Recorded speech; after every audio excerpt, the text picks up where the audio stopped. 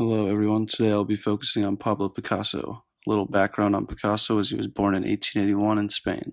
His father was a painter and a professor of art. At the age of 7, Picasso began receiving formal training from his father. The family moved to A Corona, where a school of fine arts hired Ruiz to be a professor. A couple years later, his father Ruiz felt his son surpassed him as an artist at the age of 13. It's said he began his career, Picasso, in 1894 when he was just 13. By the age of 14, he painted a portrait of Aunt Pepe, a striking depiction that has been referred to as one of the best portraits in Spanish history. He spent most of his working career in France and created over 2,000 paintings, drawings, and sculptures.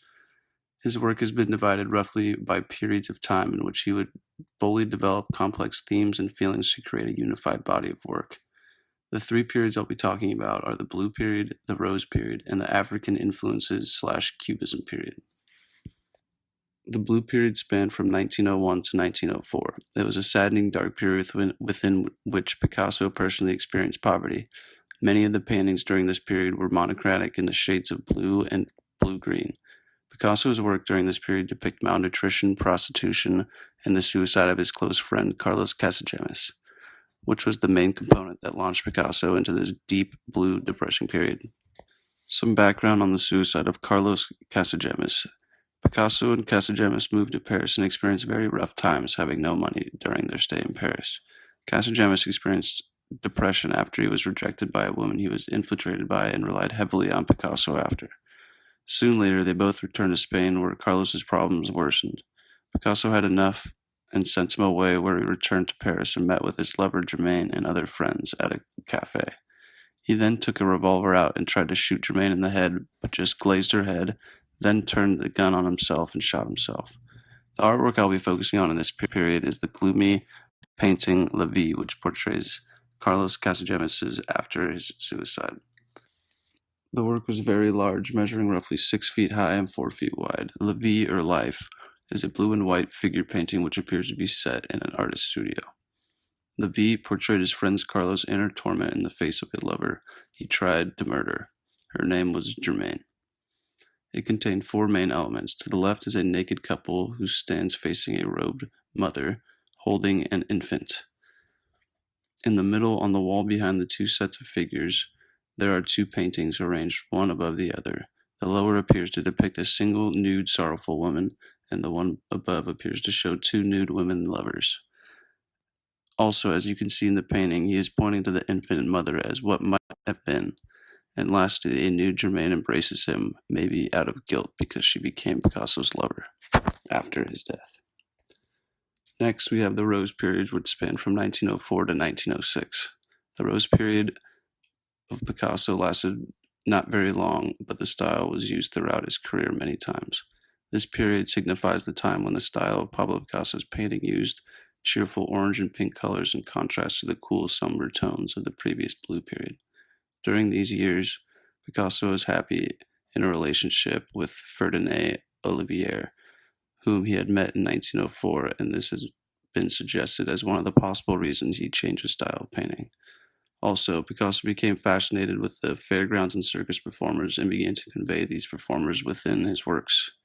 Within the paintings that he created during the Rose Period, Picasso tends to depict his circus performers at rest, often in isolation or accompanied by fellow performers.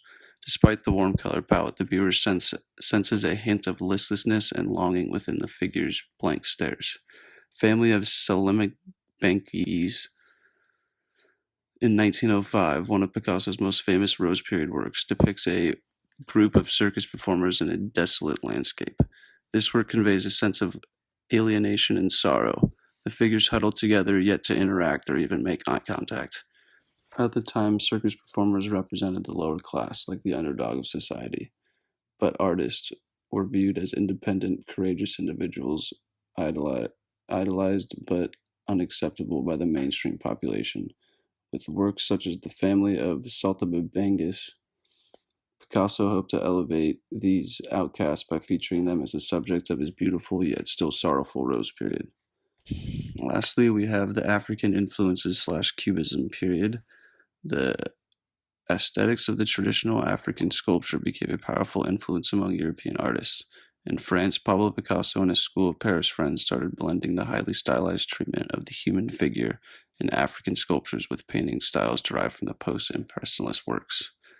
One of his works from his African influences and Cubism period was Les Demoiselles d'Avignon. It was Picasso's first masterpiece. This painting is a large work and took 9 months to complete. It was painted in 1907 and is the most famous example of Cubism painting. As an artist and an innovator, he is responsible for co-founding the entire Cubist movement along with Georges Braque.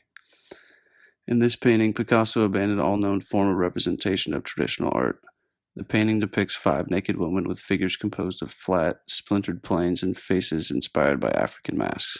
And many subjects and objects in Cubism are broken up into pieces and rearranged in an abstract form. As you can see in the bottom right of the painting, the human figure has a kind of broken, kind of put together, fragmented face, which kind of represents that sort of style. He also used distortion of female's body in geometric forms in a way to challenge other styles of art. The 5 ladies all appear to be frightfully detached and entirely unconscious of one another. Rather, they concentrate on the viewer to catch the viewer's eye. In conclusion, all 3 of these time periods were very important in Pablo Picasso's career, each one of them representing different styles. It just shows what a diverse, influential artist he was.